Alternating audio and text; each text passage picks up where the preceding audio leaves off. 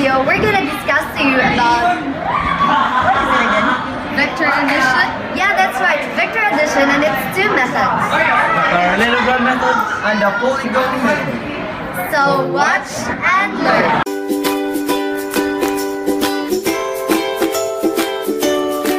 What is polygon method? Ghibli, do you know about polygon method? Absolutely. A polygon method is a method of finding some or resultant of more than two vectors. A polygon method in physics is also called as polygon law of vector addition. How about you, Alexa? What do you know about this law? This law is used to find the resultant of two or more than two vectors. Polygon method in physics is the extension of triangle law of vector addition. It is stated that if a number of a vector can be represented by which the polygon taken in opposite order. That's a good idea, Alexa. Are you thinking what I'm thinking? Yeah, this resultant having both magnitude and direction. How about its example? That's a good question, Alexa. Hey guys, I think I can help you with that. Please, step aside. Show you the example of a polygon method. First, we must need these materials, which is protractor and pencil pen. So, game na ba kayo? So, let's start. So, then analyze the question.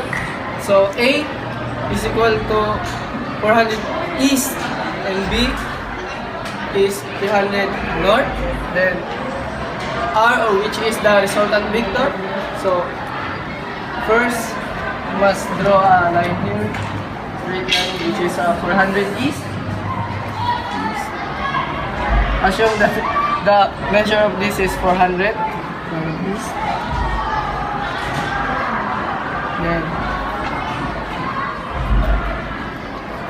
Then the 300 north.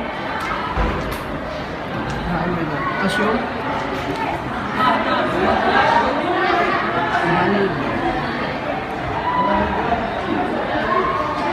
so the resultant vector is here,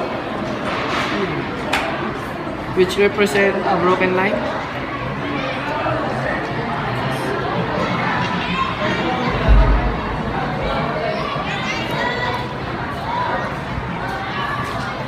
And measure the angle of it.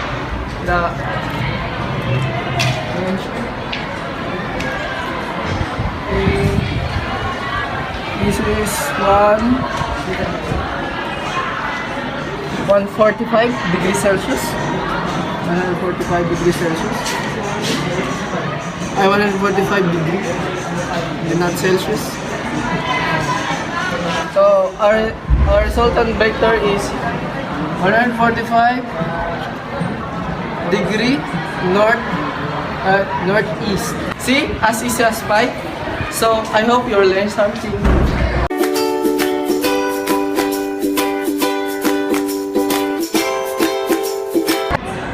Hey Arjun, do you still remember our last topic in physics? Oh yeah, it's all about parallelogram method of vector addition. What is it all about again? Parallelogram law of vector addition states that when two vectors are represented with two adjacent sides of a parallelogram by direction and magnitude, then the resultant of these vectors is represented in magnitude and direction by the diagonal of a parallelogram starting from the same point. Oh, now I remember it. The so-called parallelogram law gives the rule for vector addition of two or more vectors. For two vectors A and B, the vector sum A plus B is obtained by placing them head to tail and drawing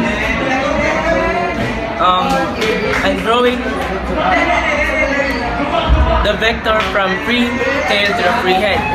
In Cartesian coordinates, vector addition. Well said. Are you thinking what I'm thinking? Yes.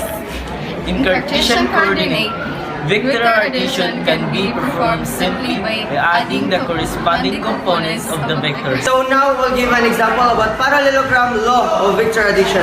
So before I will give you my example, take note first, and when we say vector, it is shown in bold. And when we say scalar, it is shown in normal type. So this diagram here shows about two vectors, which is A and B, and they have angle P between them. So R here is the resultant vector of A and B. So it will be R is equals to A plus B. So this is the resultant vector.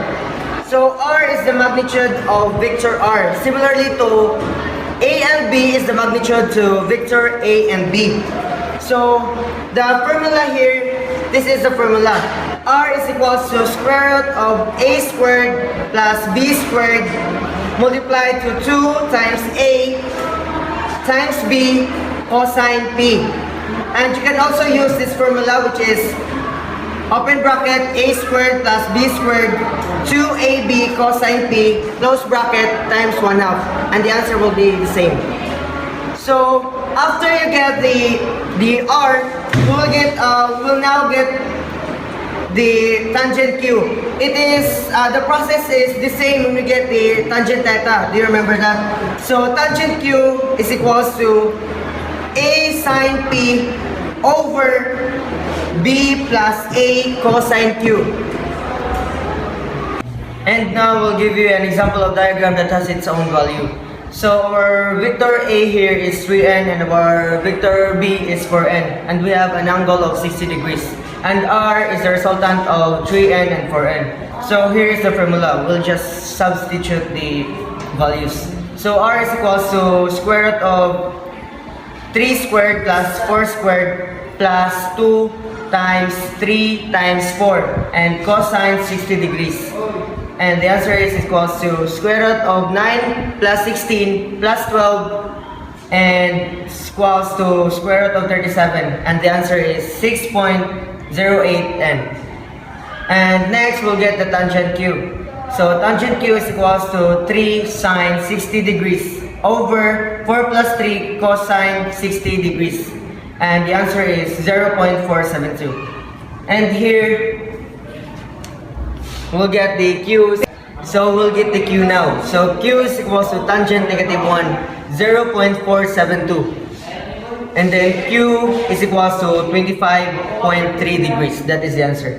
So our conclusion here is thus R is 6.08n in magnitude and is at an angle of 25.3 degrees to 4n force. So that's all for the examples about parallelogram law of vector addition. Viola! That's all for this video. We hope you learned something. Thank you for watching. Bye!